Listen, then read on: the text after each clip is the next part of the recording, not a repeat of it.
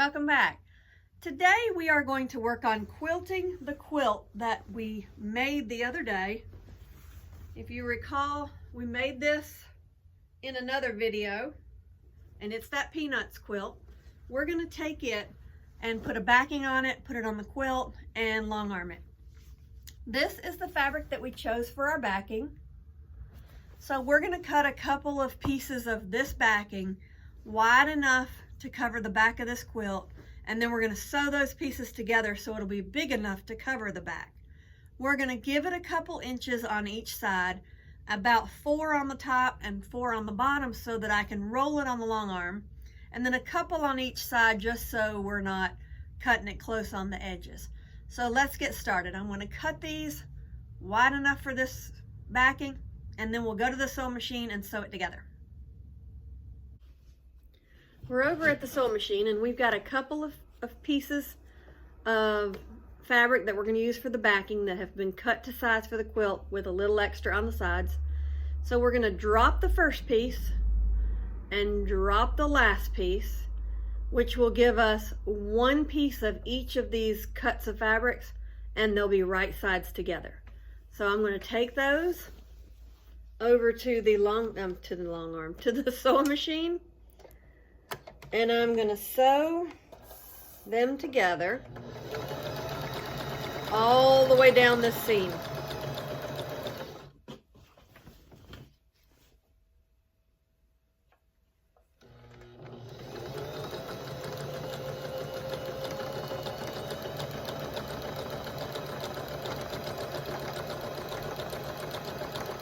I'm going to do this till I get to the end of this piece, and then we will start the next step. Okay, here we are at the long arm, ready to load the quilt. So what we're going to do is, we know our back fits our front because we've already measured that and cut the back to size. We're going to separate them and put the front to the side. We're going to take the top of the back with the right side of the fabric facing me, and I'm going to roll it on the bar.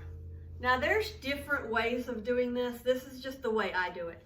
There are other ways, so if someone else shows you a different way, that doesn't mean they're wrong. It doesn't mean I'm wrong, and there's just different ways of doing it. So what we use is the red snappers. We sell these here at the shop. These are wonderful, and they're a lot easier to put on than to put on with pins or zippers. So this is what we do. So I'm going to take this bar right here that has this leader on it. This fabric that rolls across this bar is called a leader. And I'm going to put this fabric barely over that leader. And then I'm going to put the snapper on it. That holds this fabric in place so that it doesn't move.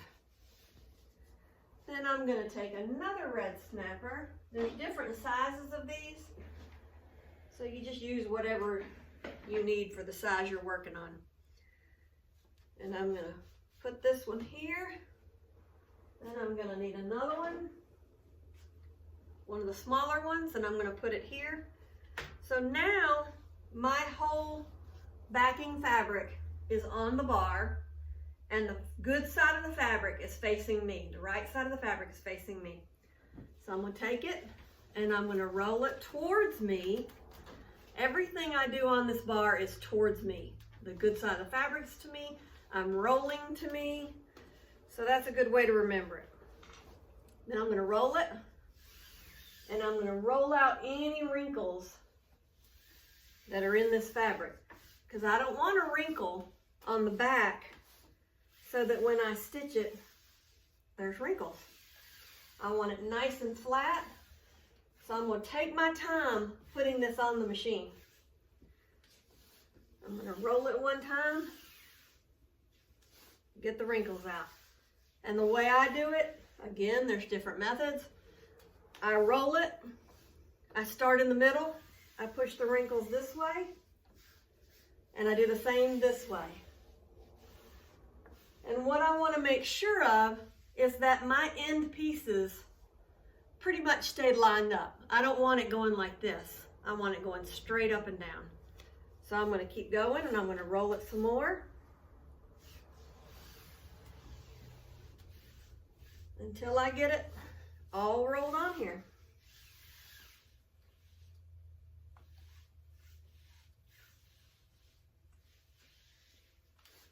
It's better to take your time on this step than to rush through it, because you rush through it, you will regret it later.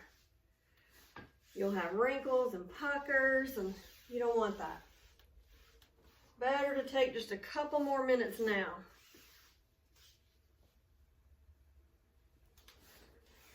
You'll also want to make sure you get any debris off of it. If you have any fuzz or strings, you want to get those as you're rolling it.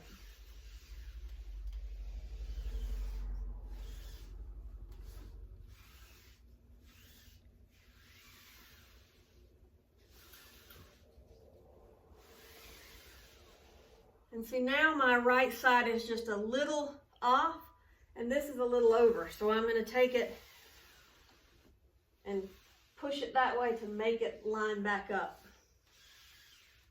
And now it's lined back up.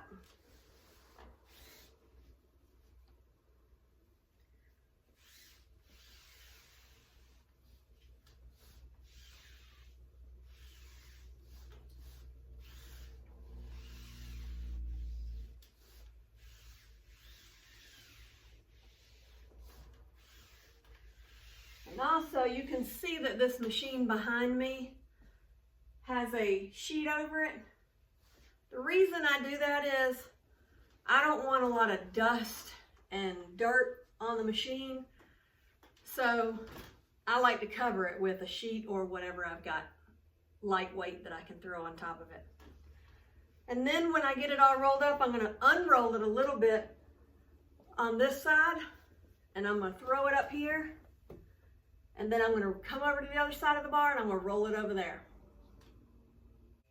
So here we are at the other side of the machine.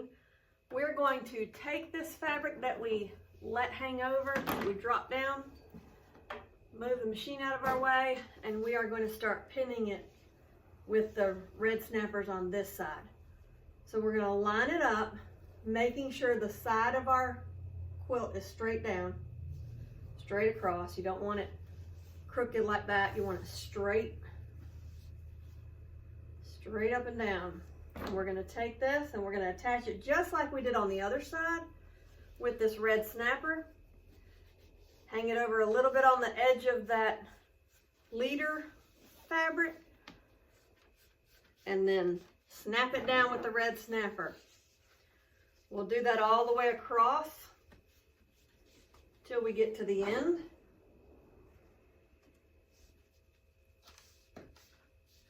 And now it is snapped on. What we're going to do now is roll this bar down, because if we don't, we won't be starting at the top of the quilt when we're actually quilting it, and we don't want to waste all that fabric. So we're going to roll it down to get this into the area where we're going to start quilting. We then go back to the side of the machine that we started at, which is our front side, and we're going to roll it back, again getting these wrinkles out, because you want it still stayed straight up and down and lined up good.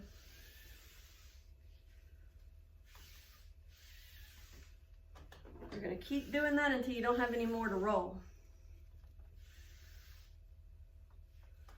So right now, you can pretty much see this is flat. That's what we want. We don't want any dips, we don't want any valleys, we want it straight across. And that's what it is, so we're going to go lock it down with the clamp on the side of the machine and get started. This at the side of the machine has a little clamp. You let go and it locks this in place so that it's not going to roll when you don't want it to roll. Then this side has the same thing, and we're going to hold it tight, drop this one, and it's locked in place. So now we're ready to start quilting. I've cut my batting to fit the quilt, and again I want the batting a little bit wider and a little bit longer than the quilt itself, because I want to make sure that all the batting is included and it doesn't come short. So when you look at batting, there are two sides. There is this side, this side. When you feel it, one side will be rougher than the other one. One will have little knobs or knots, however you want to describe it, and the other one will be more smooth. The smooth side you want on the top. The rough side you want on the bottom. So you lay it down along your backing fabric that you've rolled on the machine, and you're going to want to come down about, different people like different amounts, but I say about 1 inch down below where the fabric starts on the long arm. I'll come down. Again, different people like it different ways. One way is not wrong, it's just the way that person is used to. That's how I do it, so that's how we're doing this. Then I'm going to take my quilt and I'm going to find the top, which I marked with a pin just so I don't forget and actually lay it up here wrong side, like the side instead of the top. So I always mark it with a pin. So I'm going to take my pin out, lay my pin to the side, and I'm going to put the top of the quilt up here. And I want it to be just a little bit below that batting, so that again I make sure all that batting is included in this quilting process. So I'm gonna line it up straight, get all the wrinkles out of it,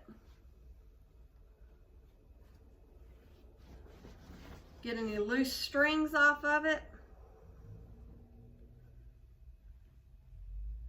and then I'm ready to start quilting. Okay, we're ready to start the quilting process on this.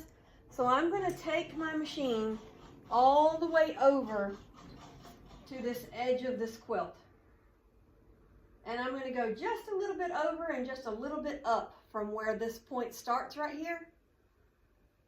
And I've already hit my area button. I'm going to hit 2 corner. And then I'm going to bring it down and over to the bottom a little bit lower. A little bit further out from where the quilt ends, and I'm going to hit 2 corner again, and that sets my area.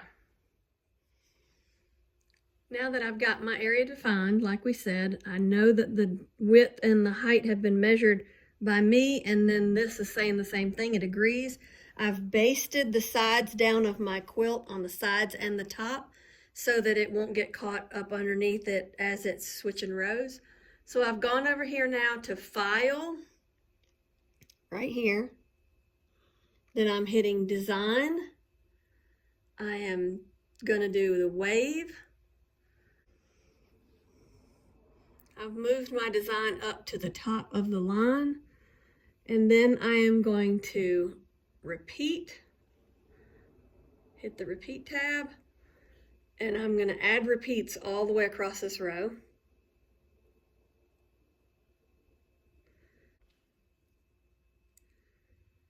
Then I'm going to hit point to point. I'm going to do vertical, and I'm going to repeat that all the way down until this area is filled.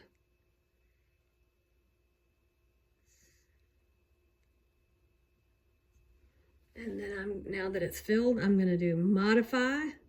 I'm going to crop because I don't want anything outside of these lines like down here to stitch out. I just want it inside this area.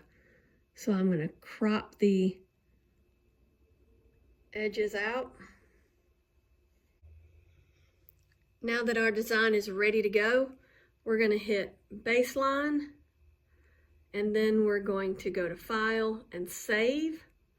We want to save this workspace as whatever we want to save it as. This one is going to be, I'm going to name it the Wave.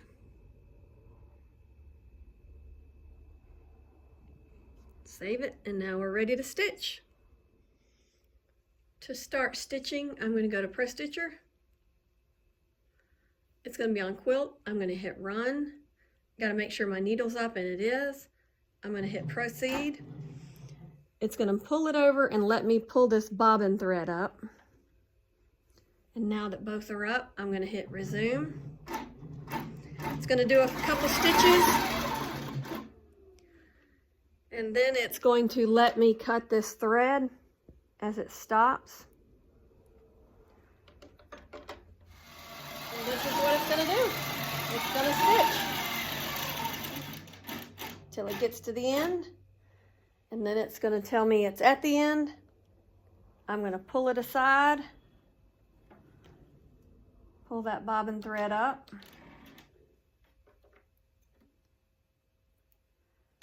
And then I pull it to the next row, and it's going to start the next row on its own. So I'm going to pull it down here. The machine will move itself down here too, but it takes longer, so I just pull it down. You'll want to check your bobbin thread periodically because you don't want to run out of bobbin in the middle of stitching.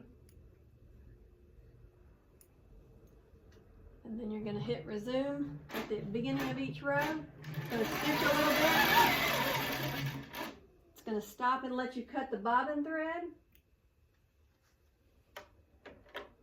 Then you're going to hit resume. It's going to keep going through that whole row. When you get to the end, you'll pull your bobbin thread up, bring it over here, start back, do another row, all the way until you get to the end of the quilt.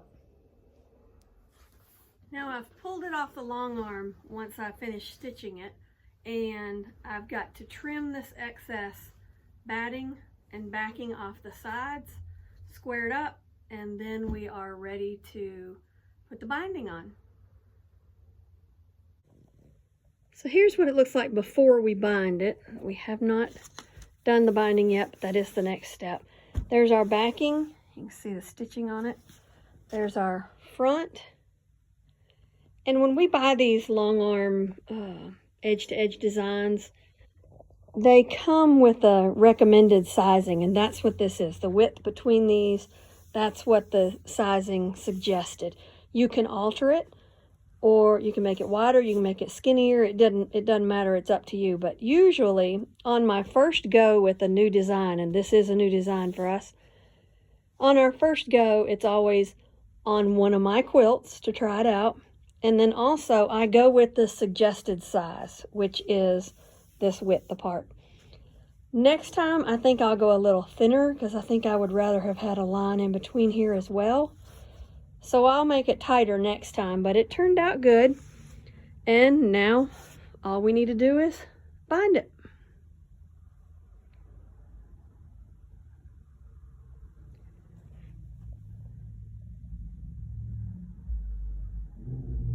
So until next time, you guys have a great rest of your day and happy quilting!